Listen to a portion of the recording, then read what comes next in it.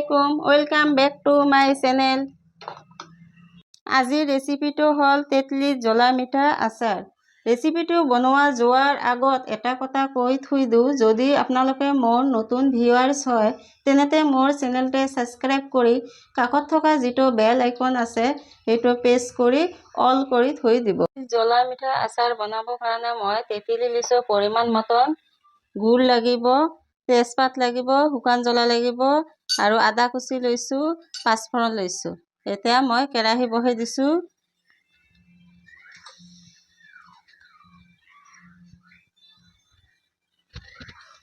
কেৰাহী গৰম হৈ গৈছে, মই এতিয়া তেল দি দিম, মিঠাতেল।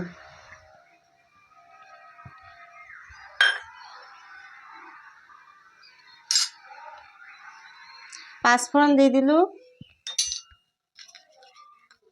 3টা শুকান জ্বলা দি দিলোঁ, আদা কুচি আৰু তেজপাত দি দিম একেলগে। এইখিনি অলপ গৰম হ'লে কেইমিনিট ভাজি ল'ম।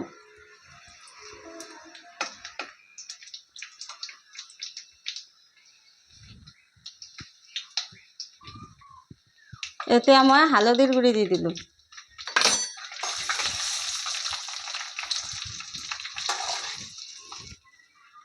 এতিয়া মই তেঁতলিখিনি দি দিম।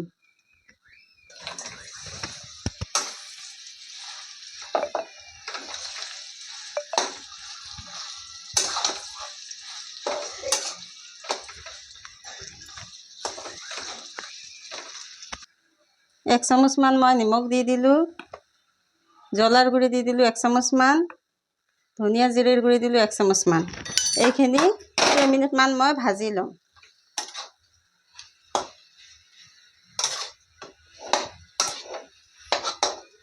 কেইমিনিট ভাজি লৈছোঁ, এতিয়া শুকাই গৈছে, মই গুড়খিনি দি দিম আৰু লগতে চেনিও মিক্স কৰি দি দিম।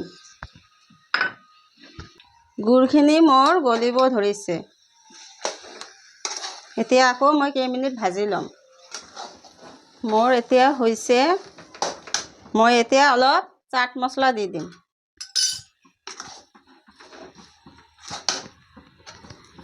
আচাৰখিনি মোৰ এতিয়া ৰেডি হৈ গৈছে, মই 1 চামুচ ভিনেগাৰ দি দিম।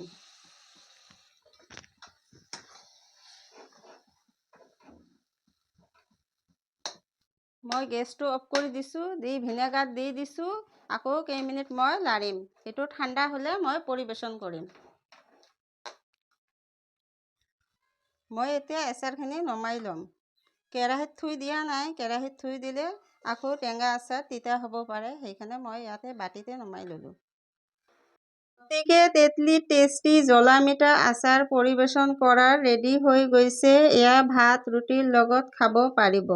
তেতলিৰ আচাৰখন বাৰু যদি ভাল লাগিছে সোনকালে বনাওক, সকলোৱে খোৱাক আৰু এনজয় কৰক। আজি তেতলি টেষ্টি আচাৰখিনি ভাল পাইছেনে? কেনেকুৱা পালে কমেণ্ট কৰি জনাব। আজিলৈ আহিছোঁ, প্লিজ চেনেলটো ছাবস্ক্ৰাইব কৰিব। ভিডিঅ'টো দেখাৰ বাবে ধন্যবাদ।